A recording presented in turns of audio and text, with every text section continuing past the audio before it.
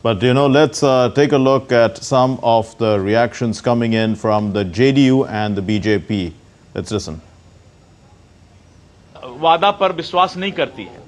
अब कोई बोल दे कि हम सब घर में एक एक आदमी को नौकरी दे देंगे, तो जनता समझ गई कि ये बहुत बड़ा झूठ और अफवाह है। तो अपना क्रेडिबिलिटी विपक्ष ने खुद गिराने का काम किया अंतिम समय में, और जनता ने ये समझ लिया कि मरता क्या नहीं करता, वही हालात विपक्ष का हो गया है। और अब कल से तो खिसियाई बिल्ली खंभा नोचे वाला हाल हो गया है। बिहार की जनता में जो वो काम किए हैं वो फेथ है ना, और क्या है। अगर वोट की बात हो तो ये तो जात की राजनीति की बात हो, तो इसको तो सरपास नीतीश जी ने बदल दिया ना नैरेटिव। यहाँ पर लोग हिसाब जोड़ते थे कि ये कास्ट का नंबर इतना, इस कास्ट का। नीतीश जी का कास्ट का क्या, उनको तो सबका समर्थन है। ये नैरेटिव उन्होंने बदला बिहार में, ये समझना चाहिए। पूरे बिहार के हर एक समुदाय के लोगों का समर्थन नीतीश कुमार जी को है।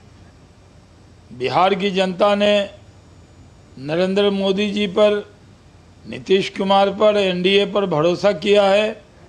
जिस तरह प्रधानमंत्री नरेंद्र मोदी की सभा में भारी भीड़ आती थी, इससे यह संदेश साफ था कि आएगा एनडीए, और अब आ रहा है एनडीए। भारी बहुमत से हम आगे बढ़ रहे हैं। ये आंकड़ा और आगे जाएगा और एनडीए की सरकार बिहार में बनेगी। देखिए, हर चुनाव राजनीतिक पार्टियों के लिए जनतंत्र का सबक और जनादेश का संदेश होता है, और उस जनतंत्र के सबक और जनादेश के संदेश को विनम्रता के साथ नतमस्तक होकर के सबको स्वीकार करना चाहिए। जनतंत्र में जीत की जलेबी हो या हार का हलवा हो, दोनों का जायका होता है। उसे जो है वो विनम्रता के साथ जो है वो उस जायके का को स्वीकार भी करना चाहिए और समझना भी चाहिए। बिल्कुल आशा के अनुकूल वोटिंग है, जंगल राज के विरुद्ध वोटिंग है, और हमारा MY फैक्टर जो है महिला और युवा, उनके MY फैक्टर से कहीं अधिक प्रभावशाली है।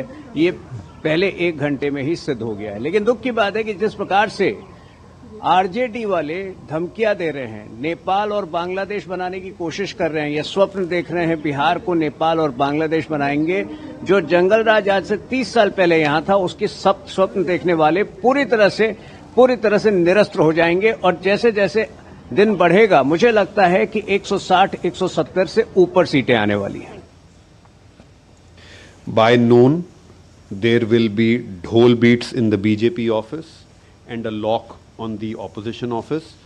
By the time Shri Rahul Gandhi wakes up in the west, the NDA victory would have been declared. By the time Shri Rahul Gandhi sees sunrise in the west, sun would have set on the opposition in Bihar. The Gen Z of Bihar have made up their mind. They have voted for a stable NDA government and have said a bid farewell to the Thakbandhan's divisive, chaos, confusion, provocative, and inciting violence-loaded politics, which Rahul Gandhi and Mr. Tejasvi Yadav are desperate to indulge into. So I think it is going to be a glorious winter for the NDA in Bihar.